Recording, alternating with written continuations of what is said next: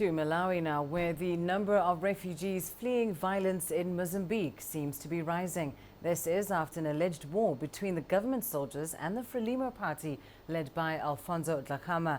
Now, according to the UNHCR, the numbers have been trickling in since December, with an average all-time high of about 250 refugees a day in March. Refugees coming in claim that Frelimo forces were burning homes and killing civilians. Mozambique's President Felipe Nyusi has, however, sought to play down reports of widespread violence, but refugees allege atrocities have been committed by both sides. The latest figures of refugees quoted more than 10,000 in the country. Well, let's bring you more on this now. CCTV's Clementine Logan visited the main refugee camp in Malawi. She joins us now live from the country. Clem, what was the situation there at the refugee camp, and what did people you spoke to say about what led them to leave their homes in Mozambique? That's right, Lindy. Earlier on today, we were at Lawani refugee camp, which is around 40 kilometres from the border of northern Mozambique. Now, that camp is currently hosting around 700 of the more than 10,000 Mozambican refugees who've been fleeing into Malawi since the middle of last year. They're being relocated there because the previous camp was too close, UNHCR said, to the border and was too insecure. Now, those that we spoke to inside the camp told us they've been fleeing violence, fighting between government and opposition forces, as you mentioned there.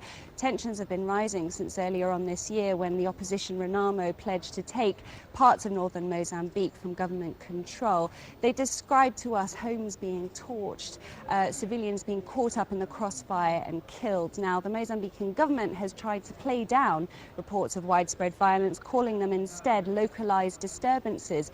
But the United Nations Human Rights Office and other groups have been documenting refugees' testimonies which allege atrocities have been perpetrated by both sides, including summary executions and rape. Human Rights Watch is also urging a credible investigation into the discovery last month of alleged mass graves, over 100 bodies found in the former opposition stronghold of Gorongosa. And just to highlight the ongoing insecurity in parts of Mozambique, just last week 4 Malawians were shot and killed as they travelled by road, we understand, through Mozambique to get to South Africa. That's been making headlines here. Apparently they were stopped at a checkpoint and men in military uniforms opened fire on the group of around 29 Malawians. Some obviously managed to escape, so the government here has urged an investigation into that. Both the Frelimo government and Renamo opposition are blaming each other for these alleged atrocities, but certainly whoever's responsible, these are worrying developments in Mozambique, and those that we spoke to today in the camp said that they had no intention of returning back anytime soon. Back to you. Those are very worrying developments indeed. Thanks very much for that update. Clementine Logan, live for us there in Blantyre.